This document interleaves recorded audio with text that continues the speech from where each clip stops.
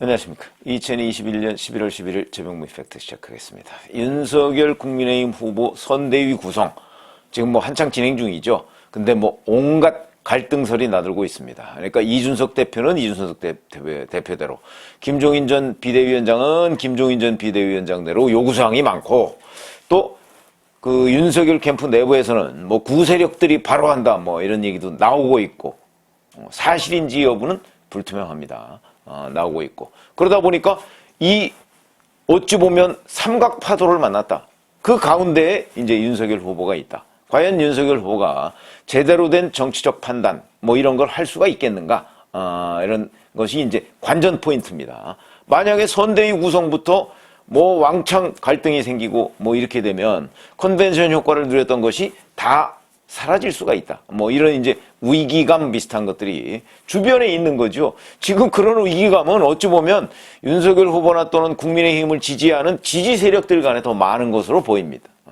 그래서 굉장히 안타까워하고 저한테도 이런저런 의문점을 얘기하기도 하는데, 뭐 세상 일이 다 어떤 지지자들 생각도 또 다 다르고, 그러나 오늘부터 이제 하나씩 둘씩 이렇게 뭔가가 드러나는데 그런 조짐이 굳이 나쁘다고 얘기할 건 없다. 그리고 제가 취재한 결과도 그게 뭐 진중권 전 교수가 뭐 얘기하듯이 뭐 완전히 뭐 지지율이 바닥을 칠 것이다, 뭐 이런 식의 우려는 없는 것으로 보인다 해서 그 일단을 말씀을 드리겠습니다. 무슨 얘기냐면, 오늘 수석 대변인에는 재선의 이양수 의원, 강원도 출신이죠. 그 다음에 대변인에는 원래 지금 캠프에서 대변인을 하던 김병민 대변인을 이제 임명하기로 하고, 오늘 최고위원회와 협의를 거쳐서 이제 임명장을 주겠다, 뭐 이렇게 지금 얘기가 나오고 있는데, 이걸 보면, 자, 우선 여기서 이제 의문이 드는 사항은 지금 비서실장 하나만 딱 임명돼 있습니다. 권성동 의원. 일각에서는 뭐 장제원 의원을 비서실장으로 임명하려고 했는데 뭐 김종인 전 비대위원장이 반대했다, 이런 얘기도 나오고 있더군요. 그건 그럴 법하죠. 장제원 의원은 김종인 전 위원장한테 매우 비판적인 입장을 취하고 있었으니까 아마 비토권이 있었을 것으로 저는 예상을 합니다. 그리고 윤석열 후보는 권성동 의원을 사무총장으로 하고 장제원 의원을 비서실장으로 하려고 했는데, 권성동 의원 사무총장 카드는 이준석 대표가 반대하고, 왜냐면 지금 현재 한기호 사무총장을 이준석 대표가 임명했거든요. 그러니까 자기가 임명한 사람 바꾸려고 한다 그래서 반대하고, 그 다음에 장제원 비서실장은 김종인 전 위원장이 반대해서 윤석열 후보가 그러면 뭐 김종인 전 위원장이 반대하는 거 굳이 내가 뭐 그거 우겨가면서 갈등을 일으킬 필요가 있겠느냐, 그래서 사무총장 카드도 접고 비서실장 카드도 접었다, 뭐 이렇게 지금 보도하는 데도 있는데, 이에 대해서 권성동 의원은 방송에 나와서 이렇게 얘기했더군요. 사무총장을 바꾸려고 했다는 것은 사실이 아니다, 거기까지만 얘기했습니다. 그런 걸 보면 제가 판단하건대는 사무총장을 바꾸려고 했던 것도 사실이고, 비서실장으로 장제원 의원을 임명하려고 했던 것도 사실 아닌가, 이렇게 생각이 듭니다. 권성동 의원의 반응을 보면 그게 이제 저희식의 분석, 해석법이고요. 그래서 그런 것으로 보이고, 자, 그러나 어찌됐든 간에 윤석열 후보가 자기 뜻을 관철시키려다가 그 이준석 대표와의 관계, 김종인 전 위원장의 관계 등을 고려해서 그 뜻을 접고 대신 권성동 의원을 비서실장에 임명했다. 뭐 여기까지는 대략 그림이 맞는 것으로 보이는데, 여기에서도 이렇게 되면은 이거는 윤석열 후보가 정무적 판단을 했다. 그거는 뭐 100% 잘했다 잘못했다 이렇게 얘기할 수 있는 부분은 아니지만, 적어도 선대위 구성에 있어서 이준석 대표와 김종인 전 위원장의 의견을 어느 정도는 내가 감안할 것이다 라는 정무적 판단을 했다는 점에서는 선대위 구성의 완결까지 가는데 대단히 청신호가 켜졌다, 융통성을 발휘했다, 이런 얘기죠. 자기 의견을 고집하지 않았다는 거 아니겠습니까? 굉장히 중요한 일입니다. 왜 그러냐? 나는 이 사람을 꼭 써야 되겠다라고 했을 때는 그 두 사람, 얼마나 중요한 사람입니까? 이준석 대표나 아니면 김종인 전 위원장이나. 근데 그 의견도 내가 존중해서 선대위를 구성하겠다. 비록 선대위는 나를 보조하는 선대위지만 그런 사람들의 의견 존중하겠다, 하는 거는 상당히 중요한 결단이다. 이런 말씀을 드리고요. 자, 그리고 이제 오늘 이제 예를 들어서 이양수 의원이나 김병민 대변인이나 이런 사람들 임명하는데 이제 최고위원회에서 뭐 일부 반대가 있을 수 있는데 제가 보기에는 이거는 이런 정도는 권성동 의원이 사전에 최고위원들하고 뭐 조율을 거치지 않았겠는가. 전 이런 생각이 들고요. 그런데 이양수 의원은 경선 기간에 윤석열 후보의 강원도 선대위원장을 했었고요. 그 다음에 현역 의원 중에서는 가장 먼저 7월 달에 윤석열 후보 공개 지지를 선언했던 사람입니다. 자, 근데 지금까지는 이제 윤석열 후보는 기존 경선 캠프의 뼈대를 유지하고, 그런 가운데 확장판 선대위, 그러니까 메모드급 선대위를 구성하려고 하고, 김종인 전 위원장이나 이준석 대표는 그 경선 캠프를 전면 개편하자, 이런 것인데, 제가 말씀드렸듯이 경선 캠프의 전면 개편과 확장판, 이거에 큰 차이가 없을 수도 있습니다. 핵심적인 몇몇 사람들, 이런 사람들 서로 조금씩 양보하면 되는 거거든요. 지금 그 국면으로 가고 있는 것 아닌가. 이거는 좀 바람직한 방향이다. 저는 그렇게 생각이 들고, 뭐, 최종적으로는 뭐, 그 결과가 나와봐야 알겠습니다만은. 자, 그리고 나서 지금 이제 뭐 총괄선대위원장에 뭐 김종인 전 비대위원장, 뭐 이 정도는 어느 정도 의견 접근이 이루어지는 것 같고. 자, 그러면 이제 선대본부장 또 뭐 이런 거 있습니다. 여기에 이준석 대표는 권영세 의원을 추천하고 있고, 그 다음에 김종인 전 위원장은 임태희 전 이명박 정부 때 대통령 비서실장을 아마 추천하고 있는 것으로 언론에 보도가 돼 있는데, 뭐 이것도 굳이 이런 의견들이 있으면 이런 의견들을 윤석열 후보가 뭐 무시할 것까지야 없는 것 아닌가. 뭐 이런 생각이 들기도 합니다. 그 다음에 김종인 전 위원장이 또 윤희숙 의원과 금태섭 전 의원, 뭐 이 사람들을 선대위에 영입하자, 아마 이런 식의 제안을 하고 있는 것으로 보도가 돼 있는데, 뭐 잘 아시지만 윤희숙 전 의원에 대해서는 이미 윤석열 후보도 뭐 정치 같이 하자, 이렇게 제안을 했던 적이 있고요. 금태섭 전 의원도 마찬가지입니다. 문제는 이 사람들이 과연 이 윤석열 선대위에 올 것이냐 안 올 것이냐 하는 것이 문제지, 뭐 영입 의지 자체는 김종인 전 위원장이나 아니면 그 윤석열 후보나 별 차이가 없는 것으로 보인다. 뭐라고 본다면 이것도 별 걸림돌이 될 것 같지는 않다. 이런 생각이 들고요. 자, 그러면 이제 이런 걸 한번 생각해 보시죠. 근데 이런저런 문제하고 관련해서 진중권 전 동양대 교수는 페이스북에다 이렇게 썼습니다. 지금 윤석열 캠프 내에서 권력 다툼이 벌어지는 것 같다.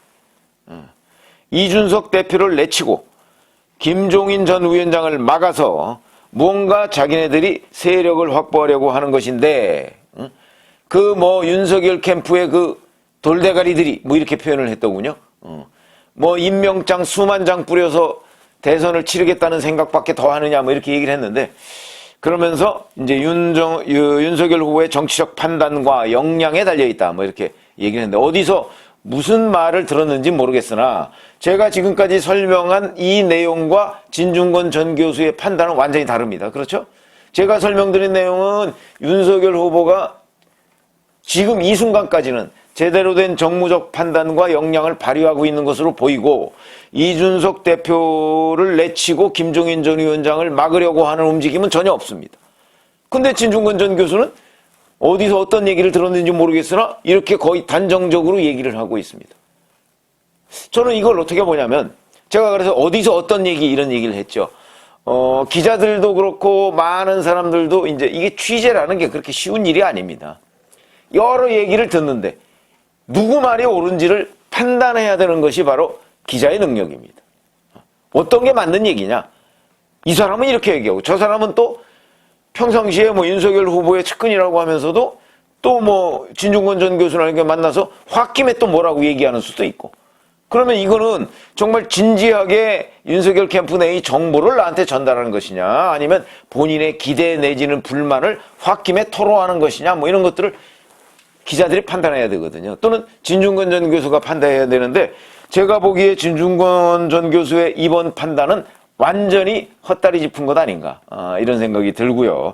자, 선대위원회의 핵심 구성이라고 그러면 뭐가 있습니까? 선대위원장, 본부장, 그 다음에 대변인, 그 다음에 정책총괄팀장 뭐 이런 것이 있어야 됩니다. 이름이야 뭐가 되든 간에. 그 다음에 뭐 수행 정도. 이 정도가 아마 핵심 보직이 아닐까 싶은데, 자, 뭐 위원장은 뭐 대략 보니까 뭐 김종인 전 위원장으로 지금 의견이 모아지는 것 같고, 물론 김종인 전 위원장의 그 선결 조건들 이런 것들이 지금 권성동 의원의 중재로 상당한 정도로 이렇게 지금 압축이 돼가고 있을 겁니다. 이게 만약에 최종적으로 합의가 안 된다면 궁극적으로는 결별할 수도 있다. 그러나 현재 그런 조짐은 별로 보이지 않는다. 이렇게 보이고요. 왜 그러냐면 선결 조건을 도저히 들어줄 수 없는 상황. 그러니까 뭐 윤석열 후보 당신은 허수아비만 해라. 이렇게 얘기하면 그건 윤석열 후보 아니라 누구도 그 부분을 받아들일 수 없겠죠. 서로 접점을 찾아야 되는데 뭐 그 접점을 찾는 것이 현재까지 움직임으로 보면 그렇게 어려워 보이지 않는다 하는 것들에서 긍정적 신호가 있는 것이고요. 그 다음에 김병준 전 국무총리 내정자, 뭐 청와대 정책실장을 했던 사람이니까 노무현 정부에서 아마 뭐 선대위원장이나 아니면 뭐 정책총괄 뭐 어쩌고저쩌고 하는 뭐 이런 것들을 할 수 있지 않을까. 그것이 꼭 충돌하지는 않을 것이다. 이런 생각이 들고, 본부장은 아까 뭐 이준석 대표, 김종인 전 위원장 뭐 서로 요구하는 사람이 임태희냐 권영세냐 뭐 이렇게 좀 다른 모양인데, 뭐 이거야 뭐 최종적으로 잘 조정이 안 되면 뭐 공동선대본부장 할 수도 있는 것이고, 뭐 이 선대위원회라는 게 무슨 공식 조직이 아닙니다. 뭐 법령, 제도 뭐 이런 데 있는 공식 조직이 아니고 어떻게 보면 임의 조직이기 때문에 충분히 그 안에서 융통성을 발휘할 수 있는 부분이다 라고 한다면 지금 뭐 큰 문제가 없어 보입니다. 이런 관점에서 본다면 큰 문제가 없는 거에 가장 큰 요인, 왜 이렇게 됐느냐, 그건 역시 윤석열 후보가 이런 부분에 관해서 자기의 의견을 꼭 고집하지 않겠다. 아마 이런 정무적 판단, 저는 그 판단이 맞다고 생각을 합니다. 왜 그러냐면 사실 그거 중요한 거 아니거든요. 이런 사람들은 뭐 실무 총괄급입니다. 어차피 대선은요, 후보가 95%의 책임을 지고 치르는 겁니다. 후보가 중요한 거죠. 이런 사람들은 의견을 낼 뿐이고요. 최종적으로 그 의견을 받아들일 것이냐 받아들이지 않을 것이냐는 건 후보의 몫입니다. 그래서 후보가 중요하다는 것이고, 후보의 눈과 귀를 잡고 있는 사람이 중요하다. 왜냐면 총괄선대위원장 아니라 어떤 사람들이 후보한테 가서 이걸 이렇게 하십시오라고 해도 후보가 안 하면 어찌 보면 그만이죠. 마찬가지입니다. 만약에 대통령이 된 다음에라도 청와대 참모들이 뭐라고 얘기했는데 대통령이 아니다 그래갖고 다른 거 지시하면 관료 조직과 정무 조직은 그 지시를 따릅니다. 그렇게 되면 참모들은 허수아비가 되는 거죠. 그렇기 때문에 어차피 후보가 중요하다. 그러니까 참모들은, 그러면 뭐 참모들은 아무것도 아니냐, 그게 아니고 참모들의 건의를 받아서 최종적으로 결정하는 사람을 후보다 하는 관점에서 본다면 선대위 구성보다 더 중요한 거는 후보 자체의 정무적 판단과 융통성, 이런 것들이 중요한데, 그런 점에서 본다면 지금 이준석 대표나 김종인 전 비대위원장이나 이런 사람들의 의견을 종합해서 뭔가 선대위를 구성하려고 하는 윤석열 후보의 판단이 있는 것 같다. 저는 그렇게 분석합니다. 그런 것으로 본다면 큰 난관은 없는 것 아니냐. 물론 거기에서 실무적인 조정력을 발휘할 사람은 권성동 비서실장이다. 왜냐하면 과거에 보면 대통령이나 또는 후보의 의견을 받아서요, 이런 거 조율하면서 거기다가 슬쩍 자기 의견을 후보의 의견인 양 이렇게 또 장난친 사람이 있었습니다. 이렇게 되면 이제 문제가 커지고 생기지 않을 갈등도 발생하게 됩니다. 그런 점에서는 권성동 비서실장의 역할도 굉장히 크다고 봐야죠.